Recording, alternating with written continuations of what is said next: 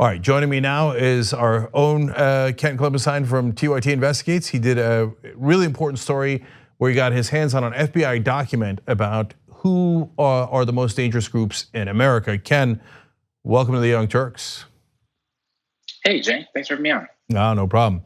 Okay, so Ken, we've had a lot of mass shootings. Another word for that is massacres done by right-wing extremists, white nationalist extremists. So in the document that you got, tell us what is the document and where do they have this very significant threat listed? So each year, the FBI releases a list of priorities in its consolidated strategy guide. These priorities are very important. They're not just symbolic because they determine where money, manpower, investigative resources, that kind of thing, are directed towards. So when they make something a priority, that determines how much, essentially bandwidth they're allowed to dedicate to monitoring and, hopefully countering these groups. And so each fiscal year they release one of these. I got the priorities list for fiscal years 2018, 2019, and 2020. And what I found in those was surprising. In 2018, they had a group called Black Identity Extremists. This had been reported already. And that was sort of what triggered some of my interest in it. And there was a big outcry against that because the FBI has, a history going back a number of years, surveilling Black activists during the 60s and 70s. So people, were understandably upset about that. And they asked, why do we have this term? Can't we just look at the actual crimes as opposed to, their ethnic affiliation or, whatever you might call it? And so they ended up removing the term, and the FBI told the Senate basically that, we got rid of it, you don't have anything to worry about. But what the documents show is that they basically kept the definition of that term and the constituent parts and just gave it a more innocuous, neutral sounding name, but basically kept a lot of the same stuff going through 2019 and 2020. And I can't imagine the FBI director did not know this. And, I think he was disingenuous in his statement to the Senate saying that they had dropped it. I might be in the minority here in not caring as much about the name Black Identity Extremists. I care more about, but where's the real threats? So if there was a rise in, I was gonna say Black nationalism, but there's no such thing in America. I mean, it's not a real phenomenon. But something related to African Americans, and it was leading to mass shootings throughout the country. I wouldn't mind them looking into that. I don't care where it comes from if it's leading to real threats. And if it turns out there isn't really right-wing nationalism and leading to mass shootings, then why bother looking into it? So, but where do they have those two things ranked in their internal documents at the FBI?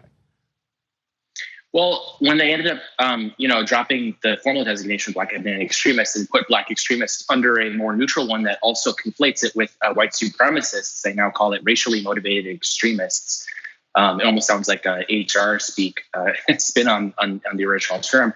So they now collapsed both the white extremists and the so-called Black extremists into the exact same group, which I think is problematic in itself. Because how are you going to draw an equivalence between the horrible attacks that we've seen in the last several years by white supremacists? And according to FBI's own documentation, they couldn't even produce an example of the attacks. Now they assert that there have been violent attacks and lethal ones by Black extremists. They don't cite any examples.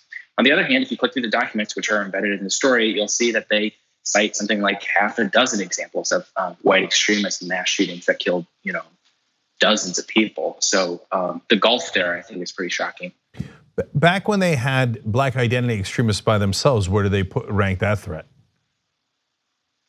I believe it was towards the center of the list. Oh, and I apologize to answer your earlier question. Once they collapsed them all into the same group, they put it towards the very top, I believe in the highest threat band, as they describe it in the priorities list, above Al-Qaeda and other Islamist terrorist affiliates.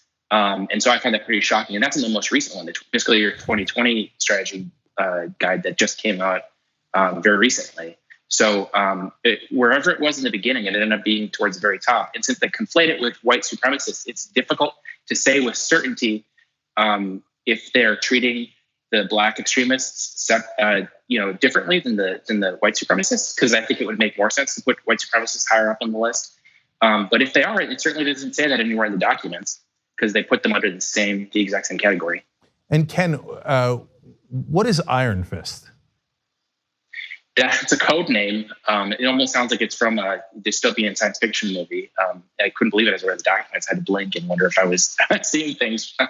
But Iron Fist is the code name for the FBI program by which they would surveil and actually recruit informants within Black identity extremists. And if you look at the document's definition of this, I should have mentioned this earlier, they actually define its origins as having been in the Ferguson protests following the police killing of Black youth, Michael Brown. And so that's not, me drawing parallels between Black protest, groups and FBI surveillance. That's in the documents themselves. So is it Operation Iron Fist or just Iron Fist by itself? Just Iron Fist is the code name for it. All right. So in Iron Fist, what are they doing? Are they tracking so-called Black extremists? And yes. I'm sorry. Go on. No, I was gonna say, like, it came out of Ferguson, like, so Ken, the sense I got from reading your article, it was that, and also by talking to Daryl Johnson, who used to head up the part of Department of Homeland Security. I talked to him last week on this same program, that they view the progressive groups, environmental, any protesting oil companies, whatever it might be, and Black extremists, the reason they rank them so highly as a threat is, including coming out of Ferguson, is because they view them as a threat not necessarily to people's lives, but a threat to the system. And that's disconcerting because we live in a democracy where we're supposed to challenge the system and try to make it better. Yeah, I couldn't agree more. And to kind of back up what you're saying, if you go through the documents that we've published, you'll see that they actually define and characterize the threat of Black extremists differently than they do for white supremacists. Now, white supremacists, the threats are very clear. They go out and they shoot a bunch of people, as we've seen. The way the documents define Black extremists, they mention violence, but there's particular focus on Black individuals perceiving themselves to be mistreated and have grievances, which obviously Black folks do. But in addition to that, it seems exactly as you're saying that the Bureau didn't like the idea that they might pursue some kind of ideological independence or political independence. And these are all things that are broached in the strategy guide, and I found surprising because you would think that if they've got Black extremists, white extremists, they'd be roughly concerned about the same things, but that's not the case. Yeah, and finally, do you think Iron Man or Thanos has the Iron Fist? I heard a lot of when I heard the Iron, I was just thinking more Game of Thrones kind of, maybe Jamie Lannister's fake hand or something. That's kind of what I was, because it's going to be as incompetent and bumbling as possible. Yeah. So hopefully something like that. Well, I've been watching a lot of Avengers with my son, so I'm worried that if they do have the Iron Fist, I hope they don't snap. Long story. Maybe that's what the FBI is worried about. They watch too many Avenger movies, and they're like, if he snaps his fingers, half the people die.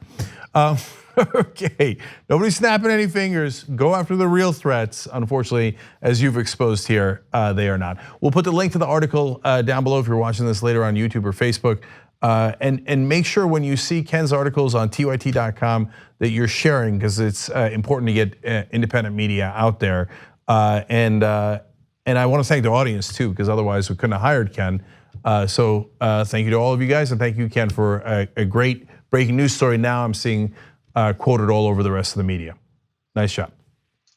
Thanks a lot. The TYT Plus app is now available on iOS and Android. Download to get more TYT content at tyt.com/app.